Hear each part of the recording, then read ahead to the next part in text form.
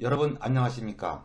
오늘은 종중이 소송에 대비하여 준비해둘 사항이라는 주제로 말씀을 올리겠습니다.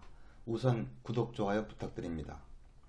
일반적으로 종중은 특정 조상의 후손들이 매년 시제를 지내기 위하여 모이고 그 모인 자리에서 종중의 그 대소사를 논하고 종중의 나아갈 방향을 결정하는 게 보통입니다.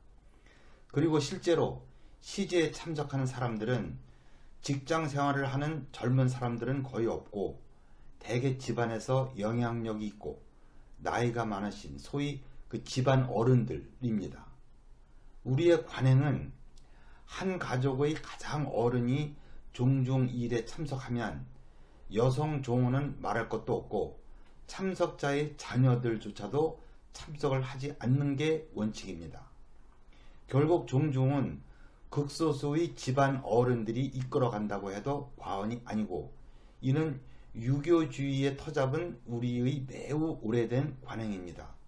그 집안 어른들이 결정한 사항에 대하여는 극히 예외적인 경우를 제외하고는 감히 이 일을 제기하지 못해 왔던 게 명문 집안의 종중일수록 관행이었습니다. 그런데 우리나라 법원은 현실과는 동떨어진 판결을 하고 있어 문제입니다. 법원에서는 종중을 이 법인격이 없는 그런 단체라고 하면서도 재판을 하고 판결을 할 때에는 마치 이익단체인 회사의 경영원칙을 따르라고 하고 있습니다. 즉 법원에서는 종중의 구성원은 만 19세가 된 성년 남자 여자라고 하고 집안 어른들이나 여자 종원, 여기에는 출가해서 다른 집 며느리가 된 사람도 포함됩니다. 이 여성 종원을 포함한 일반 종중원들이 동등한 자격으로 총회에서 표결권을 갖는다는 원칙을 고수하고 있고 이에 어긋나는 일에 대하여는 가차없이 제재를 가하고 있어서 종중 소송에 있어서 예상치 않은 패소 판결을 받는 경우가 매우 많습니다. 이번 시간에는 우리나라 종중의 실태와 법원이 적용하는 법적 기준이 어떻게 상이하고 무엇을 준비해 두어야 할 것인지를 알려드리겠습니다. 첫째, 우리나라 종중은 종중 대표라고 해서 별도로 선임하지 않고 종중 정관이 없어도 집안에 덕망 있는 어른들이 잘 이끌어 왔습니다. 그런데 법원은 종중의 실체를 인정하려면 종중의 정관이 작성되어 있고 대표자가 정해져야 한다는 원칙을 고수하고 있습니다. 그렇기 때문에 종중 대표자가 정해지지 않고 정관이 없는 경우 설령 있더라도 대표자를 최근에 선임하고 정관도 최근에 제정한 경우에는 법원이 종중의 실체에 관해서 의심을 합니다. 그렇기 때문에 정관을 만들어 놓고 대표자를 형식적으로나마 선임해 두어야 합니다. 그리고 법원은 종중의 정관을 마치 국가의 헌법과 같이 여기기 때문에 그 내용을 정함에 있어서 매우 신중해야 합니다. 소송이 벌어진 후에 그 정관의 내용이 일부 잘못되었다는 주장은 허용되지 않습니다. 둘째, 종중이 소송을 하기 위하여는 종중총회에서 종중 대표에게 소송에 관한 권한을 위임한다는 결의를 해야 합니다. 그런데 종중이 그러한 결의를 하려면 총회를 개최하여야 하는데 총회를 개최하기 위하여는 만 19세 이상의 남녀 종원 모두에게 총회 소집 통보를 하여야 합니다.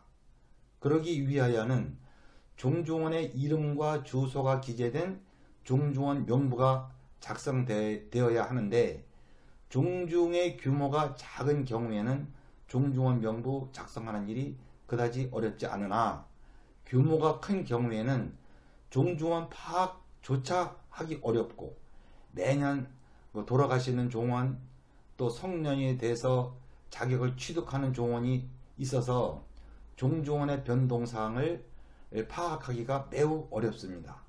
그렇기 때문에 총회 소집 통보를 하고 총회를 소집한다는 것은 사실상 매우 번거롭고, 거기에다가 총회를 하더라도 소집 통보를 받지 아니한 종원들이 이의를 제기하면 총회 결의가 효력이 없게 됩니다. 이와 같은 총회 소집 절차의 문제점을 사전에 해결하는 방법이 있습니다. 총회는 정기총회와 임시총회가 있고, 정기총회는 매년 중시조 시제날 혹은 공동 제삿날에 개최하는 경우가 많습니다.